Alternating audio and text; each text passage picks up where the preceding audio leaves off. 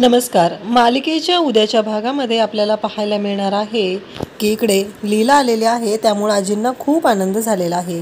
आजी तर खूपच खुश झालेल्या आहेत. त्या लीलाला म्हणत आहेत, खरंच लीला तू आलीस? आणि त्या लीलाचा हात हातात घेतात आणि म्हणतात, लीला मी एक जी गोष्ट सांगेल ती करशील का गं माझ्यासाठी? तेव्हा लीला म्हणते, हो आजी बोला, तुम्ही जे बोलाल ना ते करायला मी तयार आहे, असं लीला बोलते.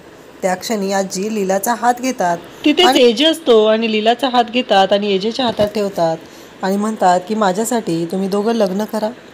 त्यावेळेस लीला आणि एजे एकमेकांकडे पाहू लागलेले आहेत.